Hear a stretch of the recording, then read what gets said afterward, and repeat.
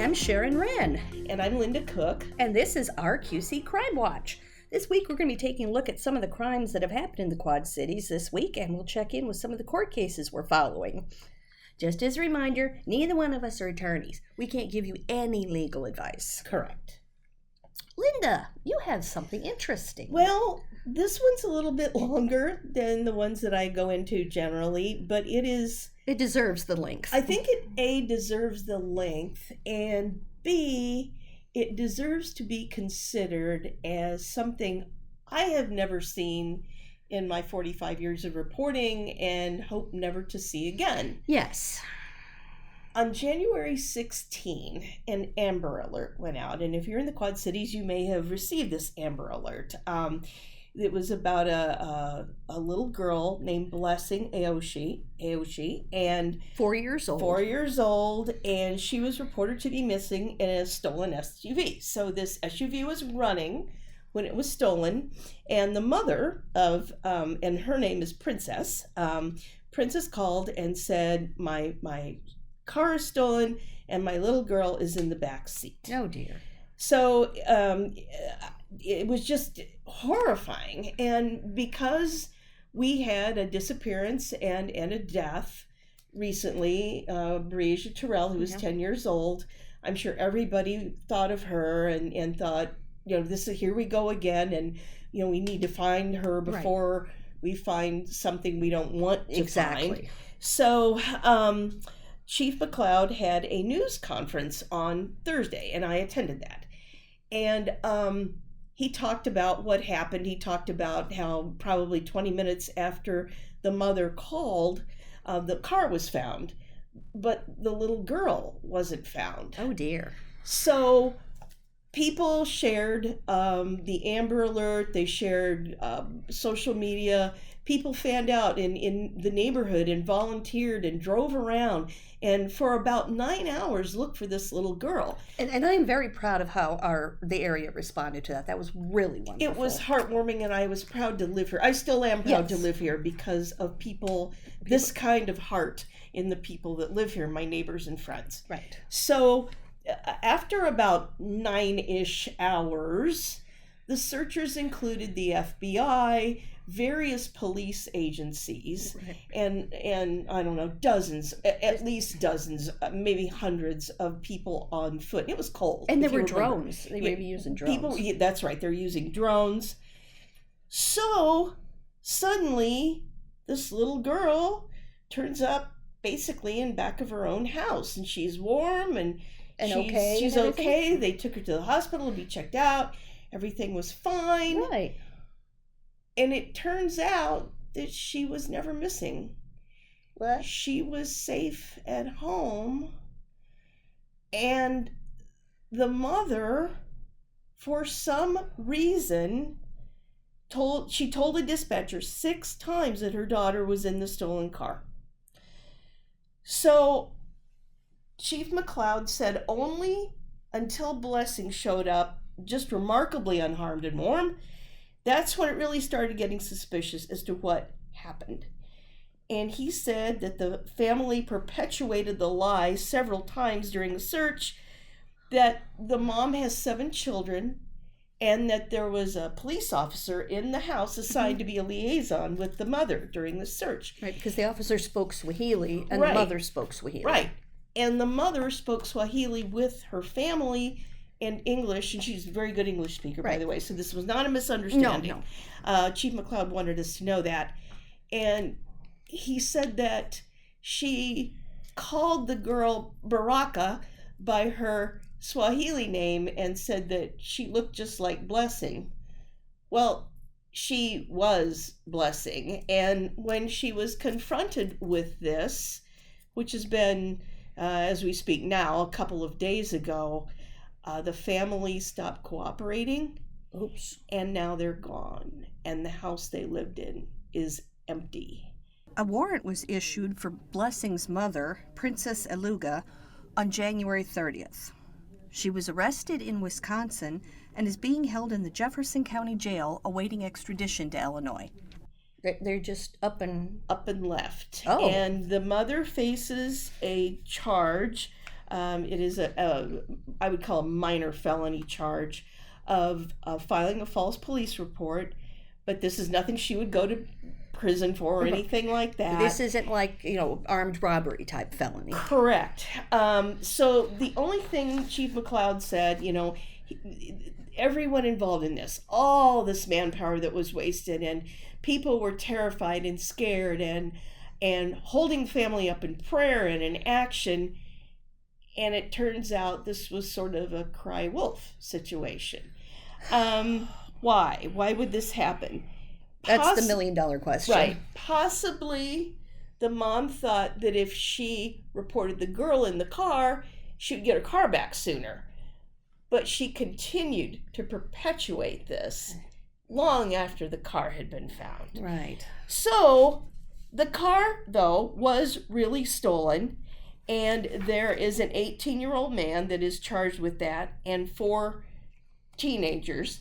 One of them faced a kidnapping charge that will be dropped now. Right. Several times, Chief McLeod talked about how emotional this was and how exhausting it was and frustrating for everyone.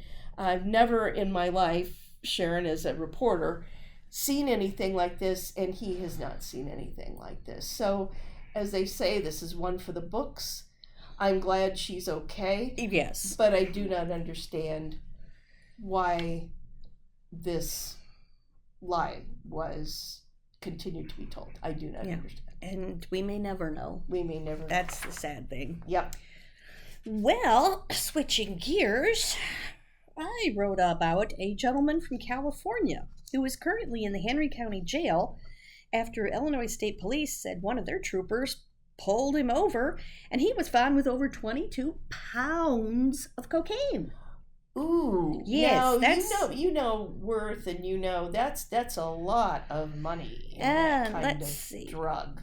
Now, a gram of cocaine goes for between 60 and 200, depending on where you are in quality. Okay. So, if you figure that exactly at 10,000 grams, which is what the police said they found him with, figure that at $60 per gram for the cheap stuff. That's $600,000 worth of cocaine. Holy cats. And that's only assuming he's got the cheap stuff. Right. Now, the trooper conducted the traffic stop on a semi on Interstate 80 in Henry County on January 18th.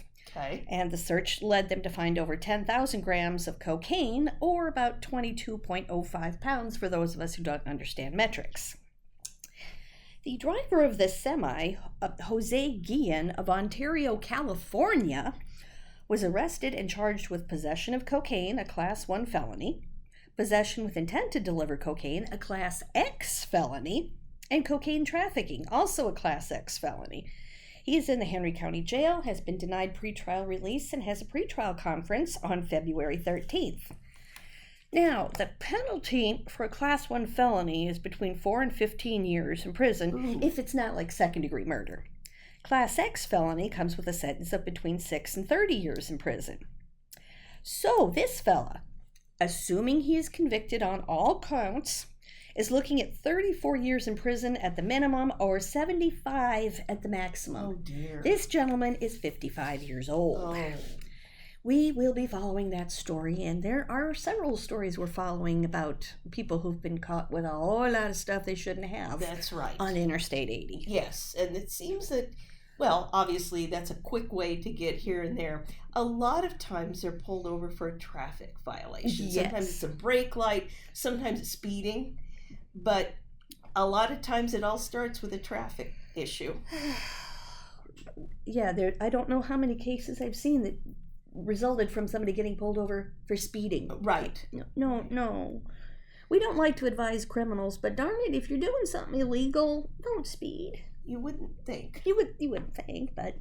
Now, speaking of you wouldn't think, your next case is also one for the books. It is so unusual. I think this bears going into some detail, Sharon. Oh, I just yes. can't get over it. Well, a woman was arrested in Muscatine this week after police say she went on a bit of a vandalism spree in the city on Sunday. According to 11 different criminal complaints, a woman named Elisa Statz is accused of putting swastikas at St. Matthias Catholic Church, Muscatine Community College, City Hall, 2 restaurants, one that serves Mexican food, one that serves Puerto Rican food, the Merrill Hotel, and a couple of homes in the city. Most of these incidents are considered hate crimes because she allegedly targeted them for racial or political reasons.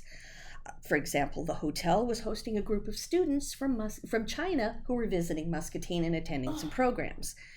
She is accused of vandalizing Susan Clark Junior High, causing over $3,000 in damages. That school is named for the first child to integrate Iowa schools in the 19th century. She also wrote some disturbing things next to some of the swastikas. And she has a preliminary hearing on February 7th. I don't remember hearing anybody.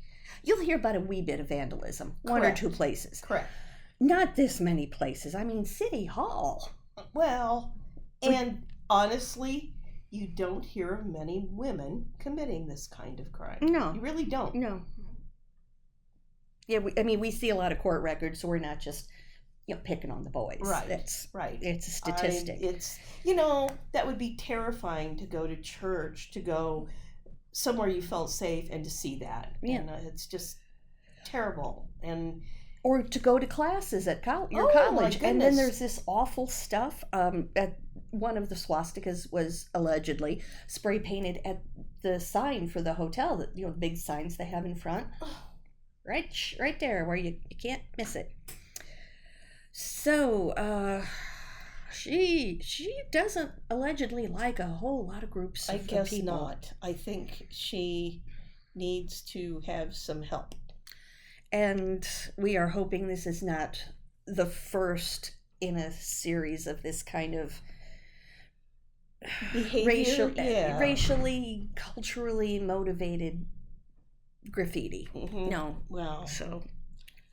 and the other thing, Sharon, is generally January is pretty quiet, just as far as crime goes, because it's so cold. It's cold. And it's, of course, it hasn't been as cold this year, but what is August going to be like? Oh, I don't even want to think about summer. Well, we won't yet, but I guess, there are people out there whose behavior is unstable. And not socially acceptable. Correct. And we hope that you stay safe and lock your cars, and please don't leave them running. No, please don't.